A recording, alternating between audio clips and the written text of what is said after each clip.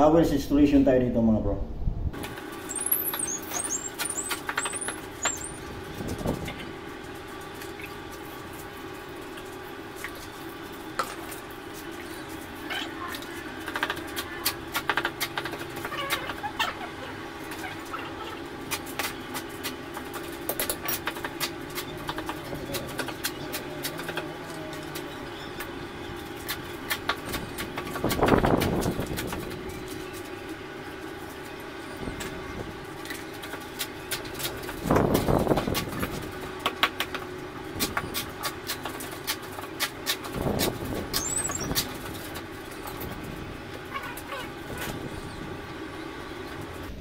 Yan mga bro. Yung dowels natin mga bro, yung height ng dowels natin 1.2 meters yan mga bro. Alright mga bro. So ito yung opening ng door natin sa toilet.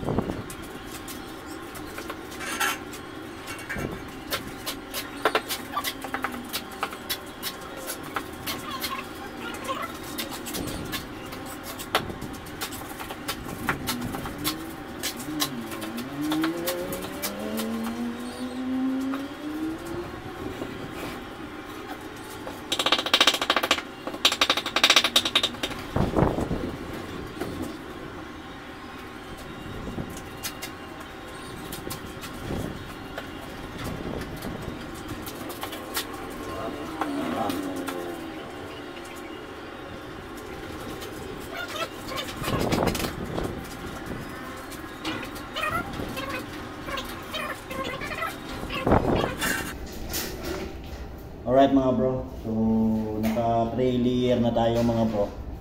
So kailangan nating mag horizontal. Kasi pag concrete wall, ang standard na horizontal ito mga bro, every 3 layer. Alright mga bro, so yan po, 3 layer na tayo, mag horizontal na tayo. So kailangan nating silisilin yung pader mga bro para maitusok natin yung horizontal natin mga bro. Alright mga bro, pinasilisil ko na yan mga bro. Yung horizontal natin kapit na kapit talaga, hindi siya bibitaw.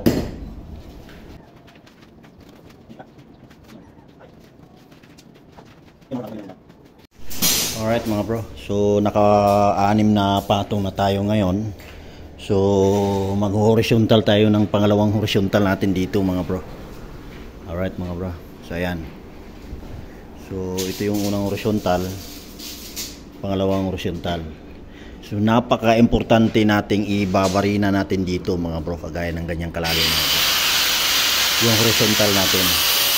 Alright, saka nakabarina dito sa kabilang dulo niya mga bro. Yan po yung napaka-importante. Once na itututok lang natin dyan mga bro, yung horizontal natin mga bro, na wala pong katibay-tibay yun mga bro.